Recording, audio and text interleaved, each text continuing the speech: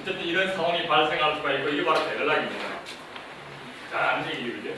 네, 그래서 서로 완전히 이제 그냥 간단히 말하면 옮기는 겁니다, 그죠? 그래서 여기 오는 차들가 이렇게 해서 길을 가져가는데 여기 막혀 있고 이 차들이 빠지려고 하니까 이 차들이 막고 있고 이 차들이 빠지려고 하니까 이 차들이 막고 있고 서로 완전히 이제 한번 물린 거죠. 그래서 이런 상황들이 발생할 수 있게 되겠고 이걸 어떻게 해결할 거냐? 느리지. 이게 어쨌든 실제 우리 일상생활에서 일어날 수 있는 문제들이고 이것이 발생하는 것은 결국은 이 내거리라고 하는 이것이 지나가는 차들이 다 서로 공유를 하다 보니 발생하는 문제입니다. 같이 써야 되는 거죠. 같이 써야 되는 거고 그 다음에 이들이 어쨌든 각각 진입하는 이런 차들이 운전사들이 그냥 각자 자기 나름대로의 판단에서 진입을 하다 보니 문제가 생기는 겁니다. 그러면 이제 이러한 상황을 발생하지 않도록 하려고 하면 어떻게 할 거냐? 방법을 찾아야 되는 거죠. 그 방법을 잘 찾으면 운영체제에서 프로세스를 간에 대한 문제도 똑같은 방법으로 적용할 수가 있습니다. 이게 힌트거든요. 우선 이러한 상황이 발생하지 않도록 하려고 하면 어떻게 하면 될까? 제일 좋게는 입체교차를 만드는 게 입체교차로. 입체교차를 만들어가지고 각자 자기 가는 길을 그냥 갈 수 있도록 해주면 되겠죠. 근데 문제는 이제, 그러니까 입체교차를 한다는 얘기는 말 그대로 동시에 쓰는 공유된 자원이 없도록 했다는 얘기 되는 겁니다. 입체교차를 하면 뭐 좋긴 한데, 문제는 모든 내거리를 다 입체교차로 만들 거냐. 예를 들어서 뭐 주택과 뒷골목에 있는 내거리도 입체교차를 만들 거냐? 그건 아니잖아요. 그래서 입체교차를 만든다는 것은 그만큼 비용이 많이 드는 것이고 즉 자원을 훨씬 많이 써야 되는 거죠. 그래서 뭐 그렇게 하면 좋겠는데 그렇게 하면 할 수는 하고 우리의 관심사는 그렇게 할 수 없는 입체교차를 만들 수 없는 그런 상황에서 어떻게 할까? 이게 우리의 고민되는 거죠. 그럼 입체교차가 아니다 라고 하면 어떻게 하느냐? 실제 우리가 쓰고 있는 기능이 뭐죠? 내거리에 쓰고 있는 기능이 신호등이에요. 신호등도 상당히 흡수하는 시스템이다. 그래서 신호등이라고 하는 것은 이제 잘 알다시피 시간을 나눠서 특정한 시간에는 서로 이렇게 대들락이 생기지 않도록 설정해 주는 거죠. 예를 들면 어떤 시점에는 이쪽 방향으로만 4거나 5거나 이렇게 하는 것만 수정해주고 좌회전 안 되게 하는 거죠. 그 다음 시간 안 넘어가게 되면 그 다음부터는 서로 이렇게 좌회전을 하도록 하고 그러니까 막 시간 구간을 나누어서 그 특정한 시간에서는 이런 식의 상황이 안 생기도록 하는 방법인 거죠. 그것도 하나의 방법입니다. 근데 문제는 그 신호등이 과연 효율적인 거냐 효율적인 거냐에 가면 또 얘기가 다릅니다. 이렇게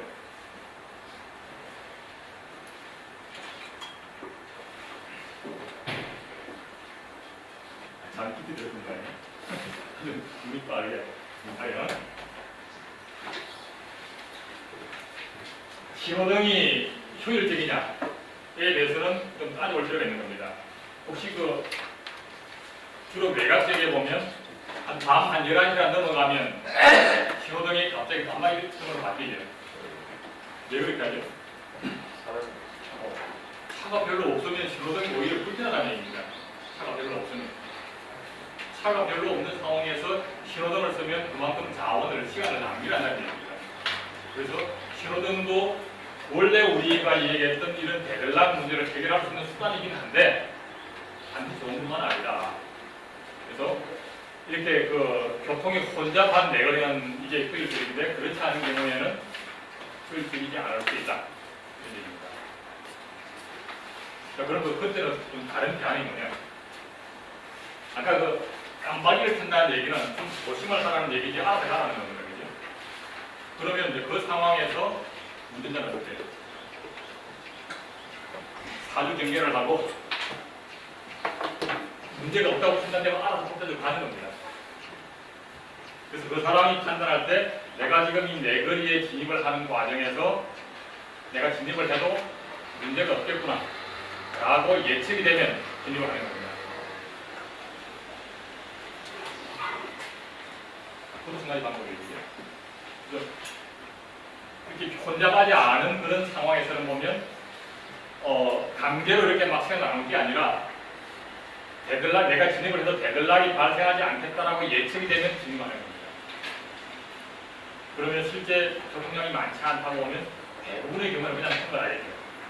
어쩌다가 한 번씩 기다릴 겁니다. 그래서 여기 교통량이 많은 데서는 신호등이 효율적이지만 그렇지 않은 경우에는 신호등이 오히려 효율을 떨어뜨릴 수가 있고, 그렇다고 하게 되면 내가 지금 진입을 해서 데들락이 발생할지를 한번 예측을 해보고 괜찮다고 생각하면 괜찮다고 예측이 되면 통과를 하고, 그렇게 되는 경우에 대부분의 경우는 그냥 통과를 하고 가끔씩 기다리더라. 이런 의식을 줄 수가 있겠습니다. 이 각각의 지금 방법들이 다 운영체제에서 정해볼 방법들입니다. 어쨌든 신호등도 없고 그 다음에 이제 운전자가 이렇게 이제 예측을 해보는데, 어쨌든 예측한다고 한 자체는 상당히 많은 주의를 기울여서 이렇게 따져봐야 됩니다. 물론 이제 실제 교통 상황에서야 대충 한눈으로 쫙 보면 차가 없는 걸로 갈 수가 있습니다. 근데 운영 체제 내에서는 이게 이제 그러니까 이런 내거리는 딱 차들이 가는 길이 다 정형화되어 있습니다. 몇 가지 패턴밖에 없어요. 근데 프로세스들이 실행하는 과정이라고 하는 것은 전혀 예측 불가능한 일이죠. 언제 어떻게 실행될지 알 수가 없어요. 그래서 그 경우에 이게 내가 지금 여기서 말하는 진입이라고 하는 것은 아까 말했던 공이담을 쓰는 것이 되겠고, 즉 락킹을 하는 겁니다. 내가 이걸 락킹을 해도 괜찮을까를 판단할 때에 내가 이걸 락킹을 해도 데들락이 발생하지 않겠다라고 검사를 해야 되는 이게 가능치가 않다는 겁니다. OSD에서는. 일반적인 사거리에서야 대충 반대편에서 오는 차를 보고 이렇게 몇 가지만 보면 끝나는데, 그러면 이제 어떻게 할 거냐. 어쨌든 앞서 그 한 가지 방법이긴 한데, 그런 예측도 어렵겠다. 어떡하냐. 일단 진입하고 보는 거죠. 진입을 하고 보는데, 그럼 이제 대부분의 경우는 이제 아무 문제 통과합니다. 아까 말했던 것처럼 혼잡한 거리가 아니라, 혼잡한 거리라면 당연히 신호를 씁니다. 그런데 그냥 일단 머리 비비고 보는 겁니다. 그래서 통과를 하면 돼요. 통과를 하면 되는데, 어쨌든 한 번씩 이제 문제가 생기는 겁니다. 어떡하죠? 실제 이런 상황이 발생할 수가 있는 거죠. 어쩌다 보면. 하나가 막히기 시작하면 물들이 쫙 밀려서 다 막히게 되죠. 그러면 이제 실제 우리 근처에서 어떻게 하냐면, 어떤 식으로든 이제 교통임들이 나타납니다. 와서 어떻게든 해결을 해서 이제 해결을 하고 다시 돌아가죠. 그때 하는 방법이 뭐냐면, 차들 이렇게 막 떼기도 하고, 이렇게 조치를 취해서 이제 적절하게 수신호를 해서 다 이제 풀어놓고는 하면 됩니다. 그것도 또 하나의 방법입니다.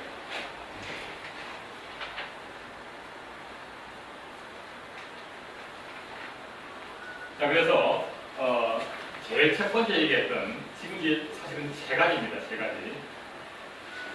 입체 교차를 만드는 것을 뺀다고 보면, 제일 첫 번째 얘기했던 것이 교통신호등을 만드는 것처럼 어쨌든 근본적으로 자원을 효율적으로 쓰는 것이 아닌지는 몰라도 어쨌든 그냥 그 신호등만 준수를 하면 절대 대단하게 안 생긴다 하는 방법이 하나가 있고요.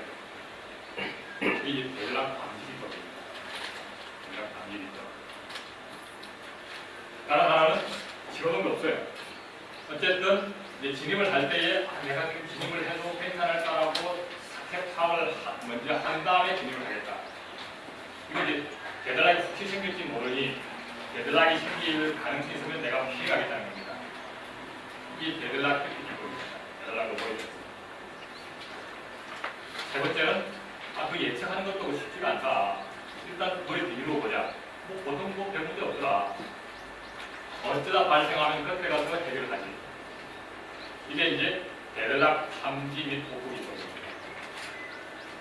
이걸 그대로 이제 유형수자에서 똑같은 방법을 적용을 하면 되는 거예요. 그 세 가지를 얘기해가지고 지금 하는 겁니다.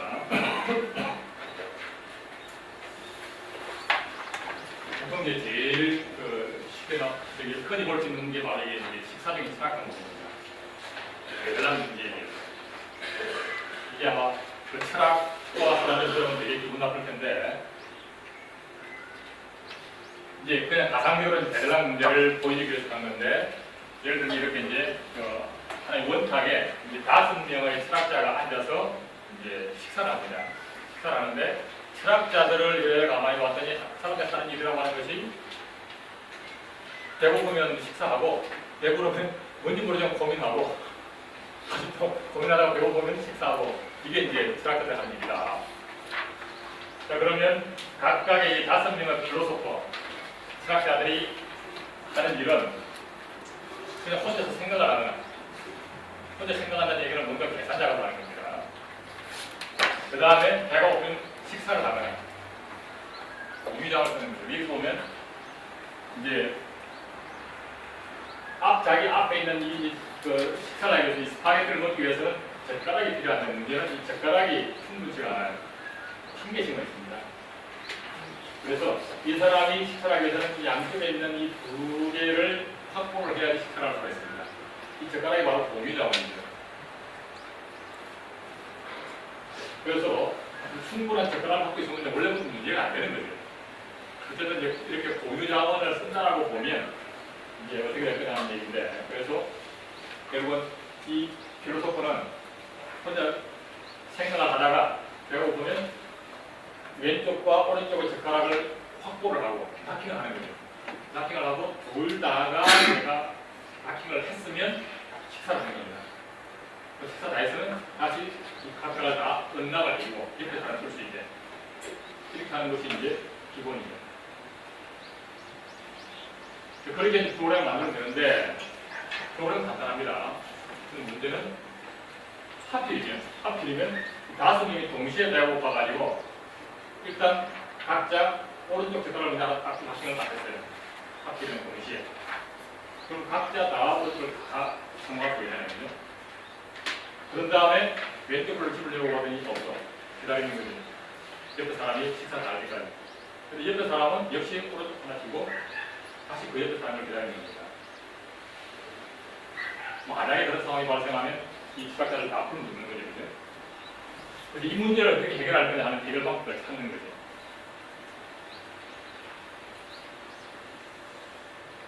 또 하여튼 이런 식사하는 철학자 문제도 그렇고, 아까 말했던 그 네거리에서 있는 문제도 사실은 이제 모델링을 하면 이렇게 표현할 수가 있습니다.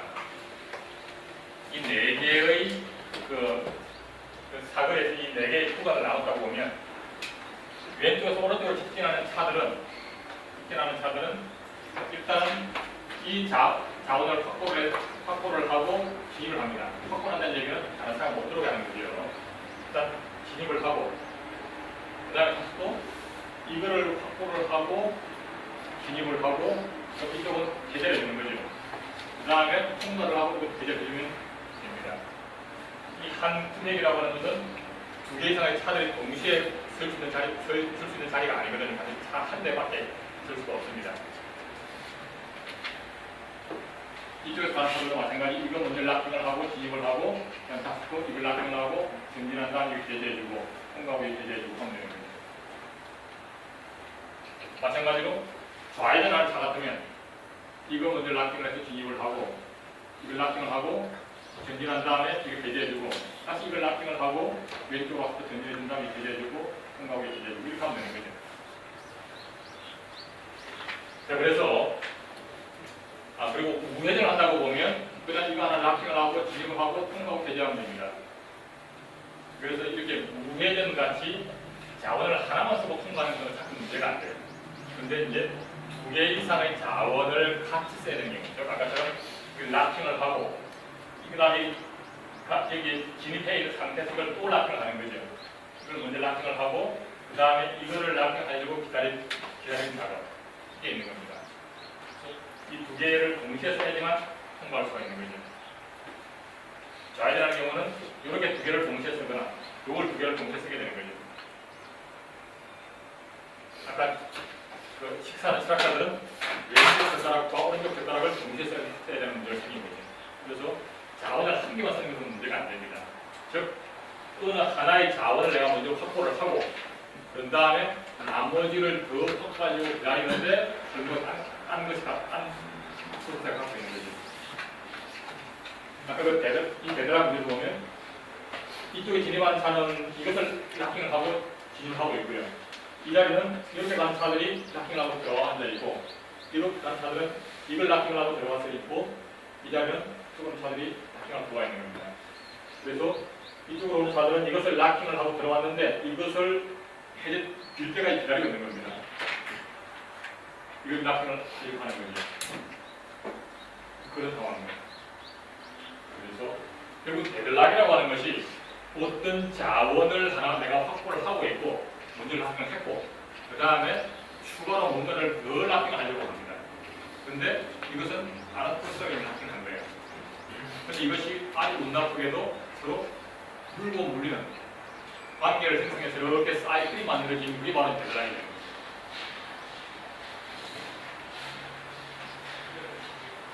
그런 상황을 어떻게 해결을 하냐는 거예요.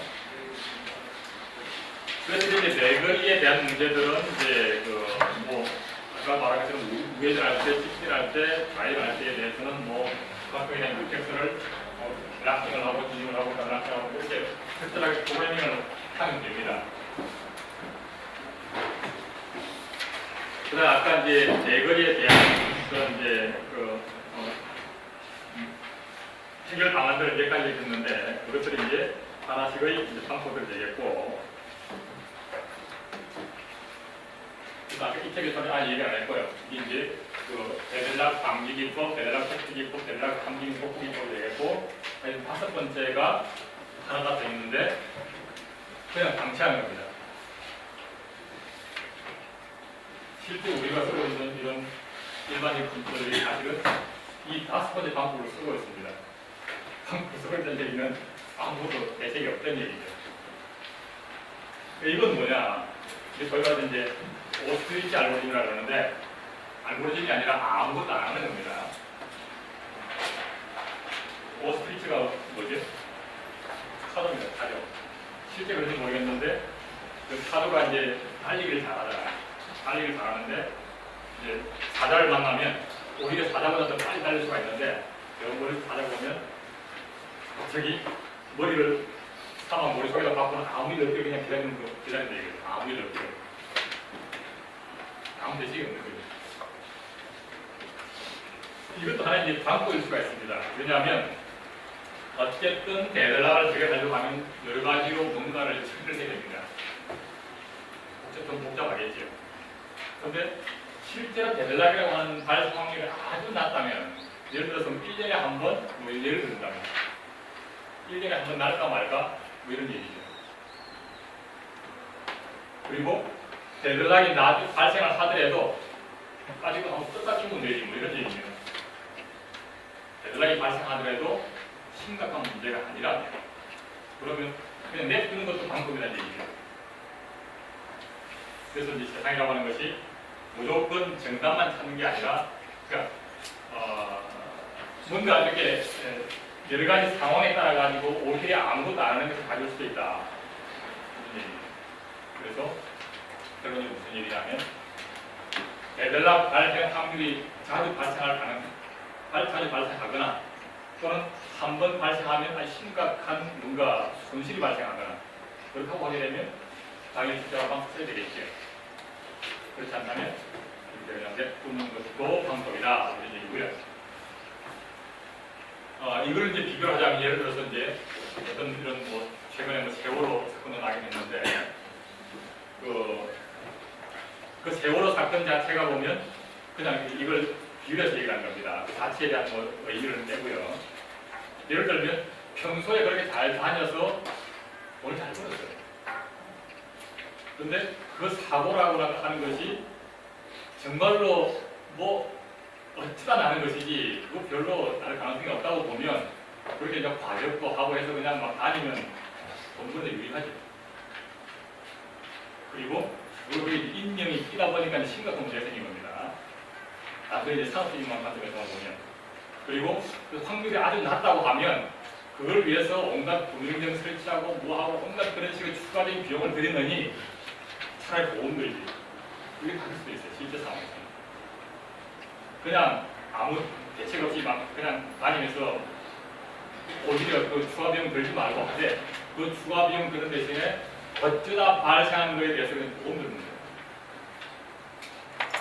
그게 인명이라고 하는 게 끼다 보니 이게 돈 해결되는 게 아니기 때문에 이제 그러면 안 되는 건데. 그래서 어쨌든 구체적으로 직접 이렇게 뭔가를 대응책을 갖고 있는 것도 필요할 수도 있고 아니면 정말로 확률이 낮거나 뭐 이렇게 하고 하게 되면 아예 별도로 보험 처리하는 것도 하나의 방법일 수가 있다. 뭐 이런 얘기입니다.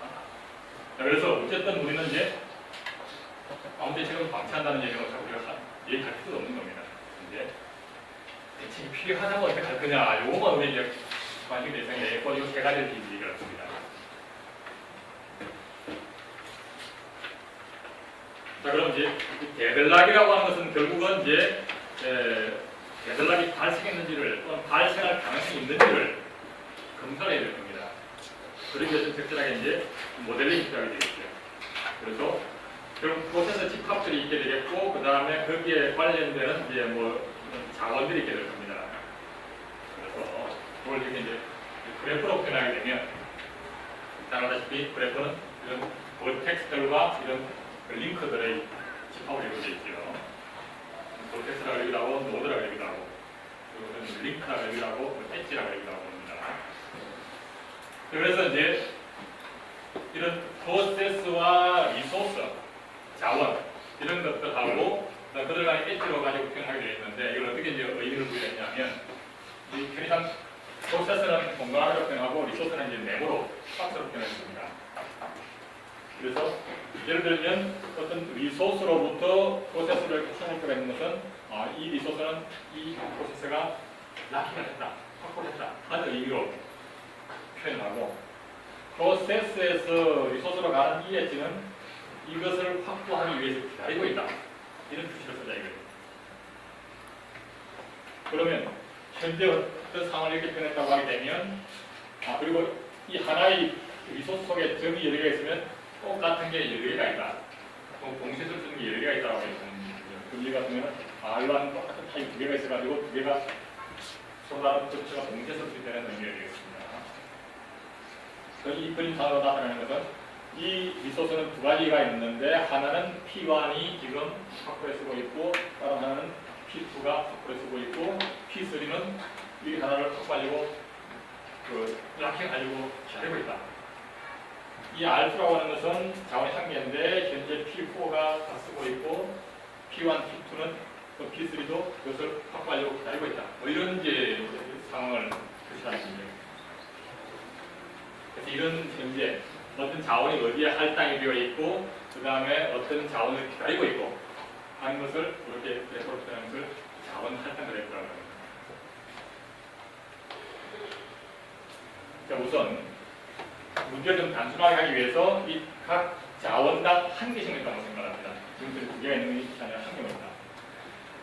그렇다고 하게 되면 대들락인지 아닌지를 판단하는 방법이 좀 쉽습니다.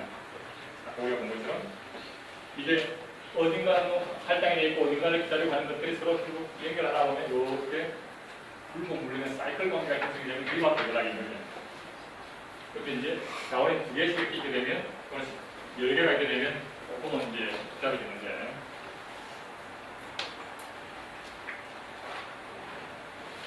그래서 우선 지금 자원의 두 개가 있는 경우라고 하게 되면 지금 이 상황은 이제 대단히 발생하는 상황입니다.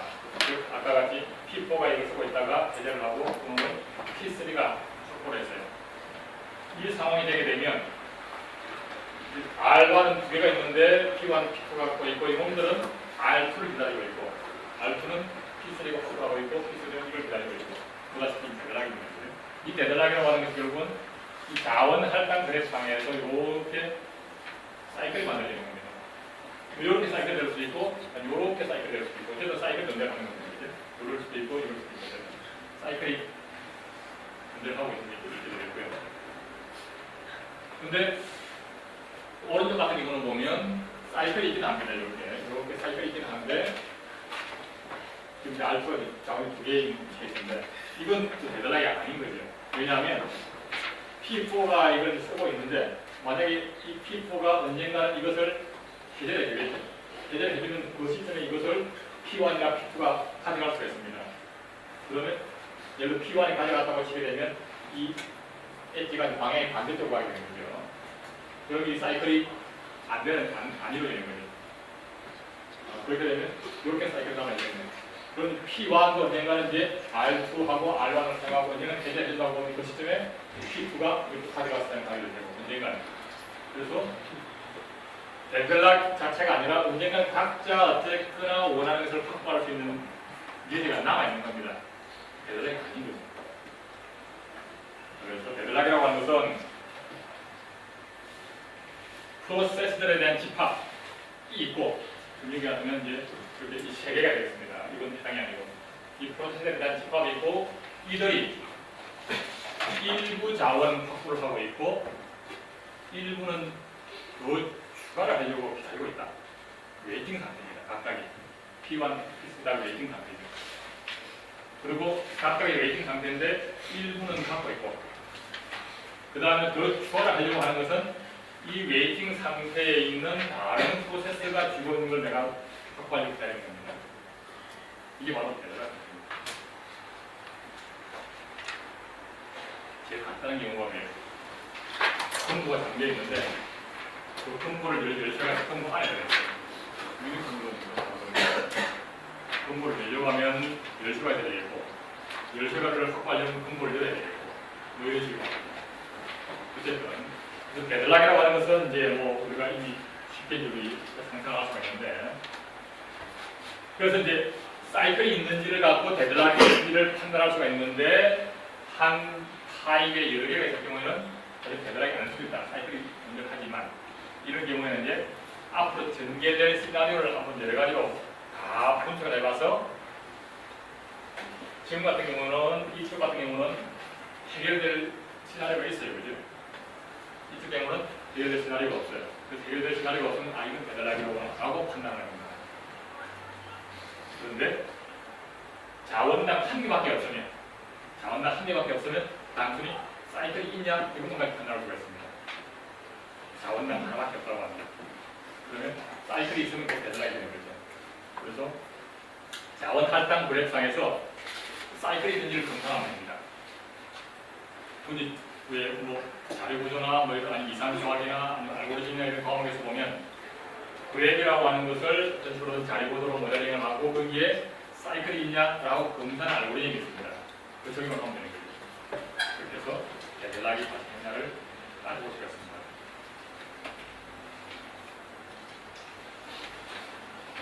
자, 데벨락을 처리하는 데 크게 보면 세 가지가 있다고 했는데 데벨락 그 중에 방식이 있죠. 방식은 이제 그런 거 어쨌든 그 자원 자체를 동시에 쓸 수 없는 상호 배제가 되는 자원이라 해야 되고 그래서 문제 생긴 거죠. 그 다음에 남이 갖고 있는 걸 뺏어올 수가 없다. 이런 얘기죠. 남이 갖고 있는 걸 뺏어올 수가 있으면 어떤 식으로든 아까 같이 데벨락 상황이면 좀 더 뭐 이렇게 센 놈이 그럼 우선순위가 높은 놈이 그걸 먼저 내놔라고 뺏어가지고 통과하면 되는 거죠. 근데 이 자원이라고 하는 것이 함부로 그렇게 할 수 있는 상황이 아니다는 거죠. 그래서 먼저 뺏어올 수도 없고 그 다음에 뭔가는 내가 확보를 하고 있으면서 더 확보를 하려고 하는 상황이었고 게다가 그런 것들이 이렇게 서로 물고 물리는 사이클 관계였더라 하는 겁니다. 그래서 이 중에 하나라도 해당이 안 되면 대단하게 안 된다는 거죠. 그래서 뭐 동시에 쓸 수 있다든지 하면 좋겠는데 이건 원래부터 자원 특성상이 안 되는 걸로 우리가 전제했습니다. 동시에 쓸 수 있다고 하면 우리가 이 문제를 고민해서 할 필요가 없는 거죠. 그러니까 선전도 안 된다. 뺏어올 수가 없다. 라고 해서 문제가 생기는 겁니다. 이거 주로 그냥 뭐 선점이 가능하다고 하면 우선순위를 줘가지고 우선순위 넣었던 것을 일단은 먼저 사용하고 또 아니고 하게 해버리면 간단합니다. 그것도 아니고 문제는 이제 이 두 가지를 갖고 비교를 해보자는 겁니다. 이거가 안 되네. 자, 그러면 이제 아까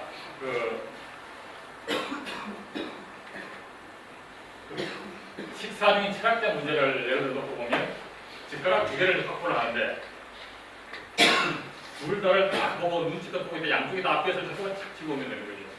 한 개라도 준비가 안 되면 10분만 기다려야 되는 거죠. 이게 분명히 방법입니다. 두 개가 다 있을 때 한꺼번에 짚거나 아니면 아예 짚지만 않고 말거나 그렇게 하자. 그게 무슨 얘기냐면 오유 및 대기를 안 하겠다는 겁니다. 일부는 갖고 있고 다른 걸 더 얻으려고 기다리지 말자. 네거리 통과할 때도 마찬가지. 바로 앞과 그 앞을 한꺼번에 앞에서 동시에 락싱을 하고 내가 통과하든지 안 그러면 진입도 하지 말든지 이런 얘기입니다.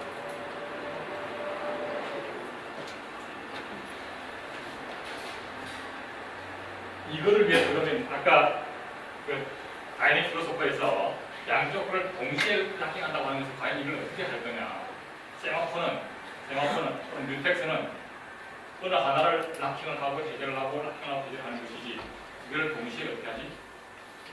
아까 우리가 본 세마포 오퍼레이션 함수가 없다고 여러 개의 세마포를 동시에 한다고 하는 것이 바로 그것이 필요합니다. 그래서 아까 얘기했던 그 포식스 세마포를 표현해 보게 되면 셈오피 한 개에다가 두 개의 세마포에 대해서 동시에 웨이트를 할 수 있도록 처리하는 거죠. 그래서 그 중에 하나도 만족이 안 되면 아예 안 하고요.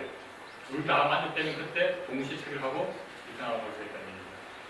그래서 한 개의 그 셈오피 함수에서 여러 개의 세마포를 동시에 나타내는 기능이 그래서 필요한 겁니다.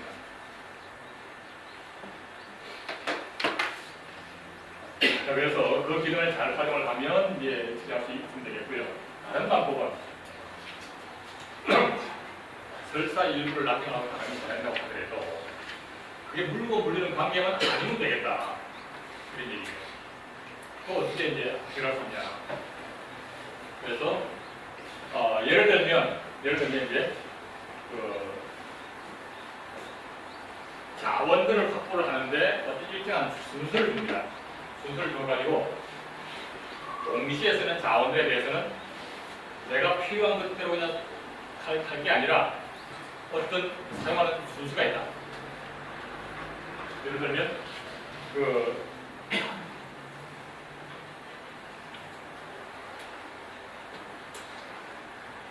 이 경우를 보게 되면 어쨌든 5명의 필로소프를 이제 우리가 스레드로 프로그램으로 표현한다고 하면 한 개의 이제 프로그램 스레드 함수를 가지고 5개의 필로소퍼 스레드를 만들겠죠. 각기 이제 실행하는 프로그램이 똑같습니다. 근데 거기 보게 되면 일단은 그러면 왼쪽 걸 락킹을 하고 예를 들면 2번이라고 하게 되면 자신하고 번호가 같은 거를 락킹을 하고 통과하면 자기보다 번호 하나 큰 거를 락킹을 하고 이렇게 이제 프로그램을 짰겠죠. 대신에 이제 여기 같으면 역시 자신하고 번호가 같은 걸 락킹을 하고 자신보다 번호 하나 더 큰 거는 없으니까 0으로 가서 락킹하고 이렇게 이제 하는 되겠죠. 근데 그러지 말고 그러니까 그렇게 하면 이제 데드라인이 같이 할 수가 있는 거죠. 그러면 조금 바꿔가지고 자원들에 대해서는 순수가 있다. 예를 들면 번호가 증가하는 순수다. 라고 하자 이게. 이게 이제 삽입이 0, 1, 2, 3, 4가 있으니까 두 개가 동시에 필요하다고 하면 반드시 번호가 작은 건 먼저 락킹하고 그다음 번호가 큰 걸 락킹해라. 예를 들어서 이런 룰이 있다 싶다. 그러면 데드라인이 안 생깁니다. 그리고 아까처럼 이 속도 같으면 번호가 작은 거 2번 먼저 락킹하고 3번 다음에 락킹하겠죠. 그렇다면 3번 락킹하고 그냥 4번 락킹합니다. 다 마찬가지인데 이 필로소퍼는 아까처럼 하면 왼쪽은 먼저 락킹하고 오른쪽 락킹인데 번호 이게 더 작아요. 그죠? 이 필로소퍼는 이 두 개가 있으면 0번을 먼저 락킹을 하고 4번을 그 다음에 락킹하자. 네. 그래서 자원들에 대해서 일정한 순수 순서가 있어가지고 그 순서에 준해서 처리해라 라고 하면 절대로 사이클이 발생하지 않는다는 거예요. 어떻게 할 수가 있냐. 결국은 이제 어떤 자원들에 대한 사용 순서가 있다고 하게 되면 자원들이 어쨌든 예를 들어서 이렇게 뭐 자원들이 있을 텐데 사용하는 순서가 되겠습니다. 뭐 번호가 됐든 뭐가 됐든 어쨌든 일정한 순서가 있다고 보고 이 프로세서에 이걸 사용하게 될 텐데 어떤 프로세서가 예를 들어서 이것하고 이것을 동시에 써야 되겠어요. 그러면 이걸 먼저 락킹하고 이걸 나중에 하면 안 되고 반드시 이걸 먼저 락킹이라는 거거든요.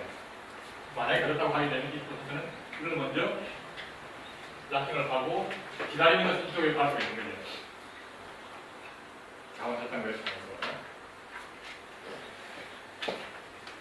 어쨌든 이것도 예를 들면 뭔가는 하나 락킹을 했으면 순서상 왼쪽 거를 먼저 락킹을 했을 테고 그 다음에 오른쪽 것을 웨이트하고 있겠죠. 그러니까 데드라인 발생하려고 하게 되면 일부를 락킹을 하고 그 다음 뭔가를 기다리는 상황이기 때문에 이것도 마찬가지로 예를 들면 이거를 락킹을 하고 이걸 더 기다리고 있을 수도 있고요. 이런 식의 그래프가 만들어질 겁니다. 그렇다고 하게 되면 이 화살은 방향이 이 프로세서를 놓고 보면 반드시 프로세서 하나를 놓고 보면 왼쪽에서 와서 오른쪽으로 갑니다. 자, 왼쪽에서 와서 오른쪽으로 가요. 왼쪽에서 와서 오른쪽으로 갑니다. 근데 이것이 서로 이렇게 돼서 이렇게 가고 한다고 치게 되면 이게 사이클 되려고 하게 되면 이렇게 뭔가 해서 뭔가 이렇게 다시 이로 왼쪽으로 올 수 있는 뭐가 있어야지만 사이클이 만들어지겠죠. 근데 일정한 그 순서에 의해서 이루어진다고 하게 되면 이 방향이라고 하는 것이 계속 오른쪽으로 가게 되는 거죠. 왼쪽 방향으로는 사슬표가 아예 없는 거죠.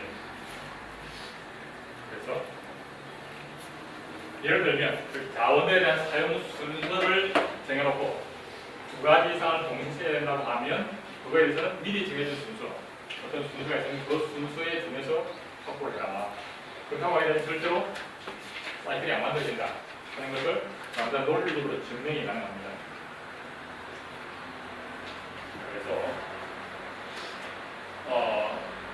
아까 시스템 5에 있던 그 CMOP라고 하는 함수를 이용해서 그냥 한 번에 왕창 확보를 하든지 아니면 순서로 확보를 하더라도 사이클이 안 만들어져 하려고 하게 되면 일정한 사용 순서를 주든지 이렇게 이제 할 수가 있습니다. 그리고 어떻게 더 좋을 거냐? 상대적으로 비교를 해볼 수 있게 되겠죠.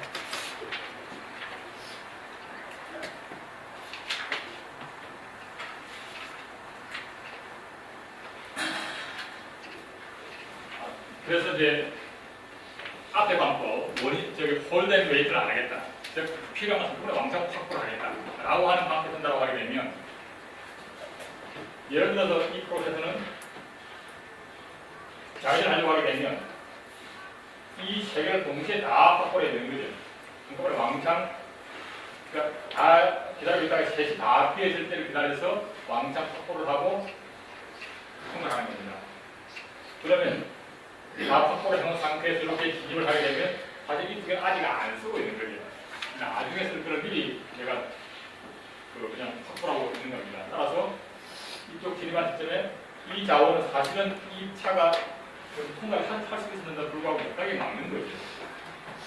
그래서 대별난 문제가 발생하지 않도록 하기 위해서 사실은 자원을 과도하게 확보하는 부분이 있는 겁니다. 대신에 아까 이제 원형 대기만 안 되도록 하려고 하게 되면 그러면 자원에 대한 순서를 정해놓자. 예를 들면 여기서 번호가 정답 순서 0, 1, 2, 3 순서다.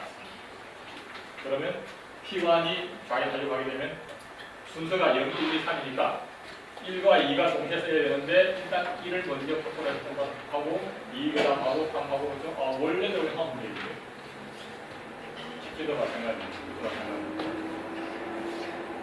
대신에 여기서 이렇게 쉽게 하려고 하면 이 0과 3을 동시에 써야 되는데 번호가 0이 먼저잖아요.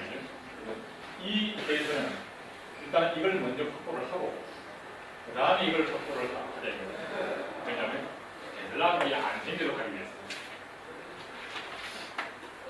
그래서 이쪽 같은 경우는 이걸 먼저 확보를 하고 그 다음에 이걸 확보를 한 다음에 진입을 하고 이건 이미 확보가 됐으니까 전진을 하고 이렇게 해제하고 성공되는 겁니다. 이렇게 하게 되면 웬만한 경우는 그냥 쓰던 수하고 똑같은데 몇 가지 케이스에 대해서는 약간 순서를 바꾸는 거거든요. 이렇게 하게 되면 자원에 대한 활용률 면에서는 앞에 거는 좀 많죠. 그런 면에서 이왕이면 이게 좀 더 나을 수도 있겠다 이런 얘기입니다.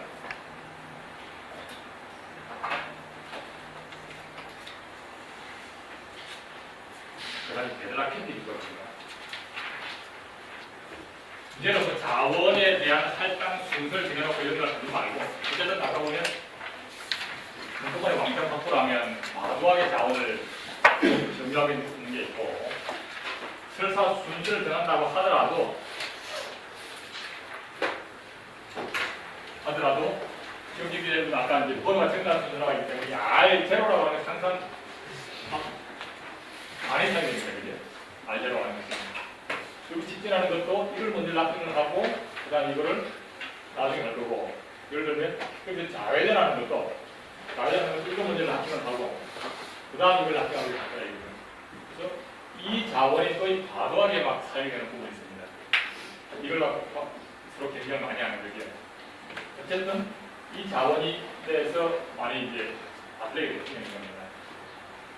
그래서 그렇지 말고 뭐 그런 고민하지 말고 그냥 필요한 대로 하자. 대신에 자 데들락이 발생할 때를 한번 검사를 해보자. 그런 바로 스텝이 있거든요. 그래서 자원 할당을 요청을 하되 와서 그것이 이제 데들락이 발생할 가능성이 있으면 일단은 할당해 주지 말자. 왜지?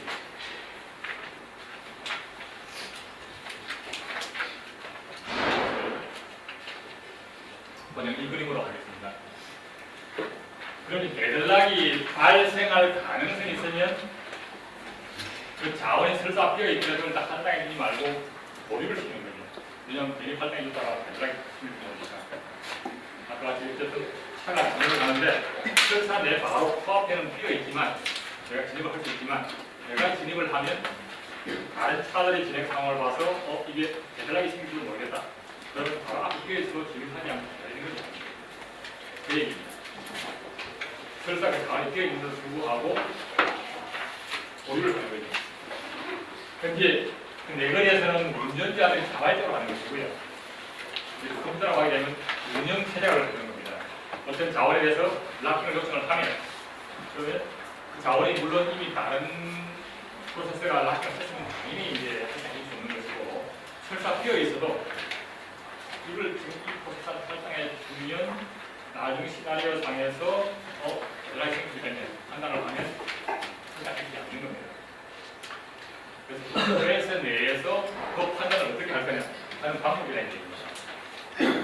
자 그러면 OS 내에서는 보면 이제 현재 자원들이 어떻게 할당이 되어 있고 앞으로 뭘 할당할 것인가 하는 정보가 있어야 되죠. 그래야지만 예측이 가능하다는 거죠.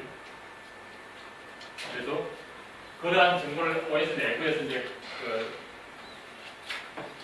그런 자료를 발휘해야 되는데 일단 할당된 것과 그 다음에 기다리고 있는 것은 그건 아까 똑같은데 문제는 앞으로 이게 데들락이 생길지를 예측을 해야 돼요. 예측을 하려고 하면 미래에 대한 정보가 있어야 되잖아요. 그런데 내거리에서 차들이 다니는 것은 예측이 쉽습니다. 왜냐하면 차가 오고 있으면 저 차가 저로 가겠네라고 충분히 예측할 수가 있어요. 안 합니다. 좌회전하는 차는 오는데 좌회전 깜빡이 끄고 있으면 저 차가 저로 가겠구나라고 쉽게 알 수가 있어요. 그런데 프로세서는 각각의 프로세서는 딱 그런 정형화된 틀로 움직이는 것이 아니라 프로그래머가 어떤 프로그래머로 표현했는지 알 수가 없는 거죠. 각각이 있는 거죠. 그래서 간단한 정보를 가지고 예측할 수는 없고 미리부터 이제 각 프로세서에 대해서 앞으로 뭘 쓸 거라는 것에 대한 정보가 미리 필요합니다.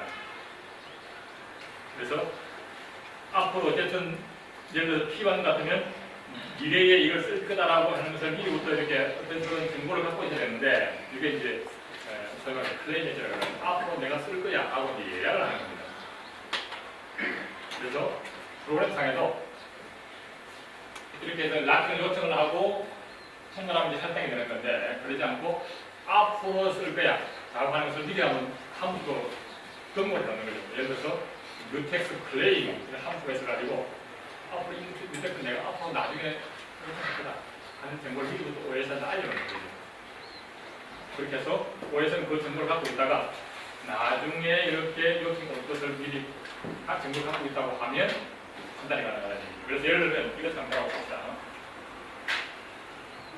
현재 자원은 지금 선택이 되어 있고요. 이것이 이제 앞으로 이걸 더 쓸 거라고 클레임이 되어 있는 겁니다. 이 상태에서 예를 들면 P3가 이렇게 그 R2를 이제 실제 아까 클레임을 해놓은 거고 이제 지금 상황에서 실제 이걸 요청을 한 겁니다. 그러면 이제 OS 입장에서 이걸 여기다가 할당을 해줄까 하는 상황에서 우선 이제 P4가 이게 쏘고 있었는데 P4는 사용 다 하고 이제 해제를 한 상태로 이게 비어 있는 겁니다. P4가 해제를 다 하고 비어 있는 상태에 있는데 만약에 P3가 요청이 오게 되면 이렇게 할당하게 되면 이 엣지가 이렇게 바뀌겠죠. 이렇게 엣지를 바꾸었을 때 괜찮을까? 사이클 검사를 하는 거예요. 그래서 이 사이클 검사를 할 때에 현재 이렇게 할당한 거나 아니면은 그 요구하고 있는 것뿐만이 아니라 이렇게 클레임하고 있는 것까지 포함을 해서 하는 거예요. 그래서 요 점수는 지금 현재는 아니지만 나중에 있을 수 있는 상황입니다. 그걸 포함을 해서 이렇게 알고 있으면 이건 현재는 이렇게 할당을 해주게 되면 현재는 델락이 아니지만 앞으로 델락이 생겼구나라고 알 수 있는 거예요. 왜냐하면 이렇게 할당해주고 났는데 하필이면 그 이후에 P1이 실어서 이거 할당이라고 요청을 해올 수 있는 거죠. 그럼 그 순간 완벽하게 델락이 되고 있는 겁니다. 이 클레임 엣지는 언제든지 요구 엣지를 바꿀 수 있는 거예요. 그래서 일단 각 프로세서는 사용할 그런 자원들에 대해서 미리부터 클레임을 해놓고 사용한다. 그리고 OS 내에서는 어떤 요청이 왔을 때에 그걸 할당해줬다고 가정을 했을 때에 클레임 엣지가 포함 사이클이 발생하면 이건 데드라인이 발생할 수도 있겠구나라고 예측할 수 있다. 그러면 엑스에 말이야. 그래서 P3에 수행하면 안 돼? 그러면 안 되겠구나. 그래서 할당하지 않는 겁니다. 그 이후에 P1이 또 요청을 해왔어요. P3는 할당이 제일 잘했기 때문에 요구 상태로 나와야 됩니다.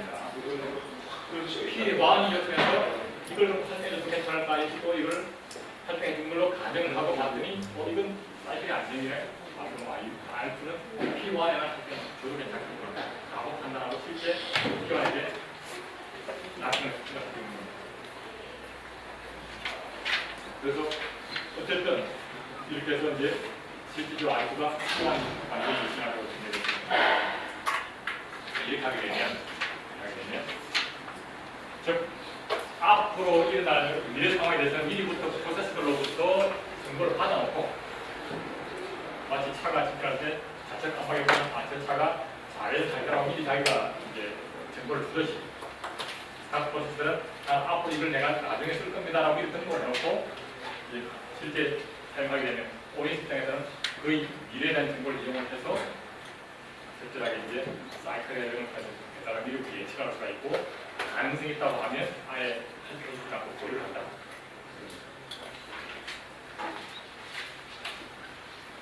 이게 데들락 어보이던스 말이겠고요. 그래서 이걸 하기 위해서는 이제 아까 뮤텍스랑 말고도 아마도 뭐 클레임 다 쓰고 나면 다 썼으니까 뭐 디클레임 이런 함수가 있으면 되겠다는 거죠.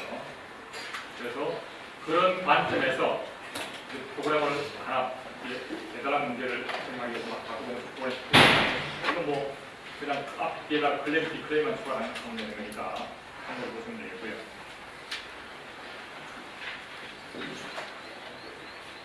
그 다음에 현질이 있습니다.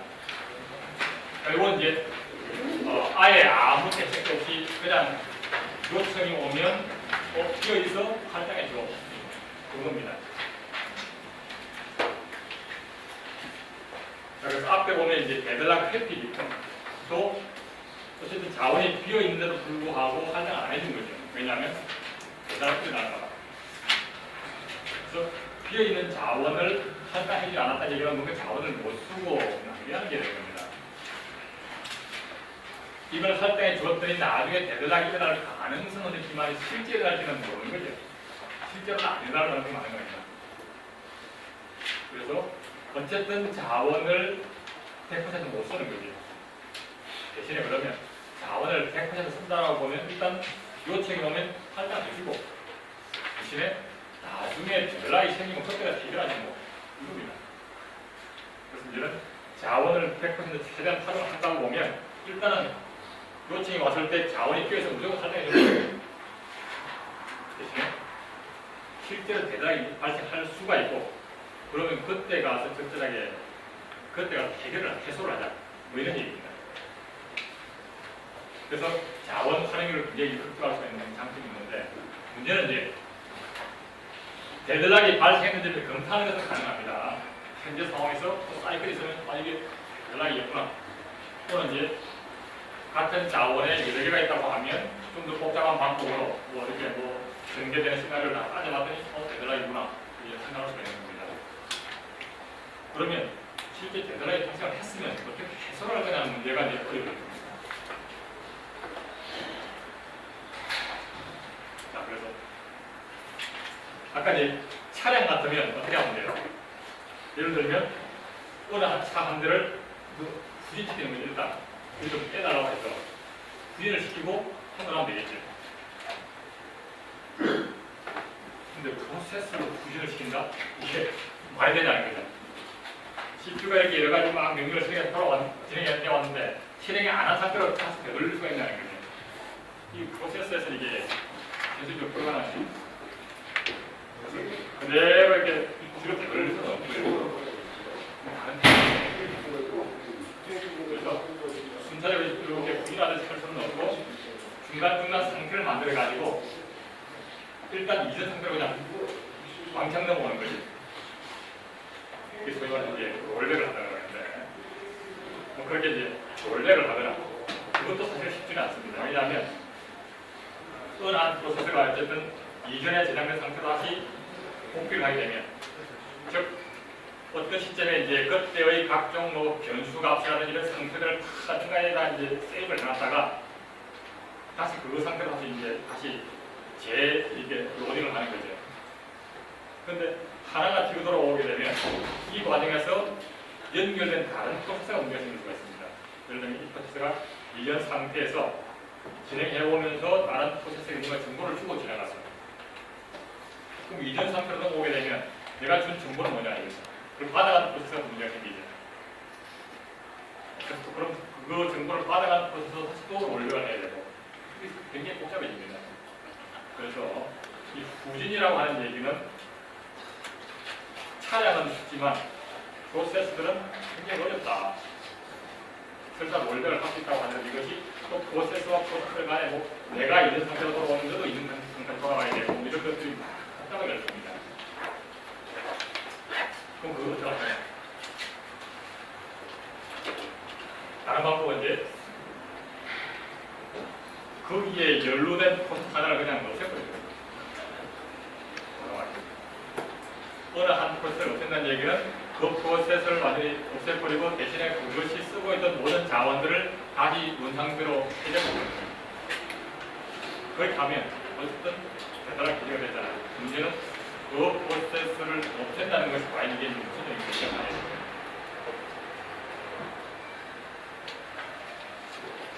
내거리 교통 상황이라고 하게 되면 아예 헬기가 와서 그냥 차 하나를 찍어서 빼버리는 거예요. 그래서 어쨌든 그 프로세스 하나를 강제로 빼낸다? 이게 뭐냐? 그래서 그 프로세스가 정말 중요한 프로세스라고 하게 되면 그러면 안 된다. 그래서 그 프로세스 중에서 예를 들어서 덜 중요한 거 골라서 빼낸다든지 또는 그동안에 한 일이 많아. 쫙 해왔는데 마지막에 조금만 더 하면 끝날 프로세스가 있는데 이거를 강제로 없애버리기는 너무 아깝잖아요. 그동안 해본 일이 많은데 그러면 앞으로 나머지 조금밖에 없는 것을 가능한 단계이고 앞으로 할 일이 많은 것을 뭐 여러 가지 선택이 되겠습니다. 어쨌든 그 프로세스를 강제로 종료를 시켰을 때 문제가 없을 때 활성은 가능합니다.